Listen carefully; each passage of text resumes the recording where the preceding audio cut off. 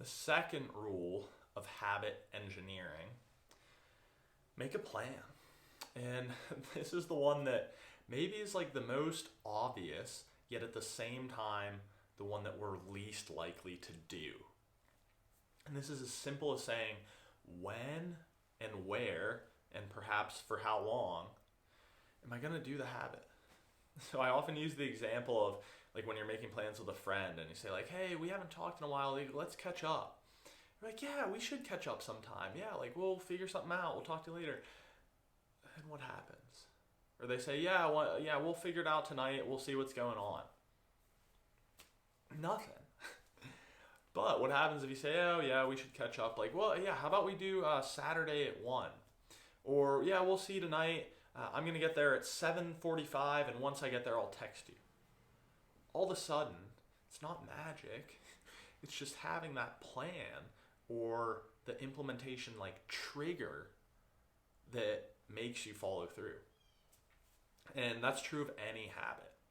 You simply have to have like a cue or a trigger or a reminder that prompts you to do the behavior. Because if something's just sitting on your kind of like your mental to-do list of at some point this week, I want to, let's say, write a thank you note. Like there's nothing to precipitate. There's nothing to like pull the trigger to remind you to actually do it. But if you say every day after lunch, when I sit down at my desk, I'm going to write a thank you email. All of a sudden, you have that cue, you have that plan. So in any area of your life, any habit, the first thing you want to do is think about, is this going to be a daily thing? What's going to be like the cadence? Is it going to be once a week? 5 times a week, let's say, if it's a work-related thing. Is it going to be every single day? And then you need to either pick a time or pick an element of your routine to insert that into. Here's what I mean by that. The time one is obvious, right? So Monday through Friday at 5 o'clock, I go to the gym.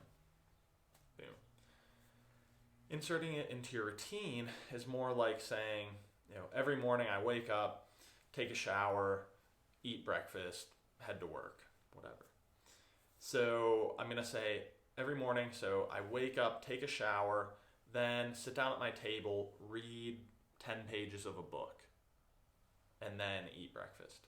Right? So you're inserting it into a routine that you already have. Right? After lunch, I'm going to take a 15-minute walk. Okay? It kind of works the same way, but in either case, you have to have that plan of when you're going to actually execute and implement the behavior.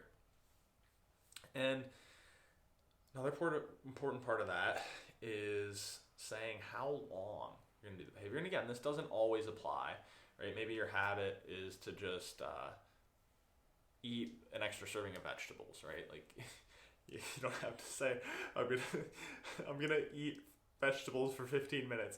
But if it's something like maybe exercise, or going to the gym, or reading, or practicing something, or meditating, it's really important to have that end cap. And Jerry Seinfeld had a funny bit on this where he talks about, it's like imagine if you were going to meet your personal trainer and you said, well, how long are we going to work out? And you said, I don't know.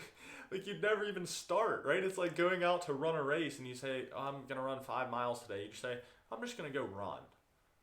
That's terrifying. You run for hours, right? So capping that and having that kind of fixed amount of time, again, is really important for our psychology to maintain motivation and not like overwhelm ourselves. Because remember, we talked about last week, we talked about before with it being like having habits that are too easy, right? We want to build and get that momentum going.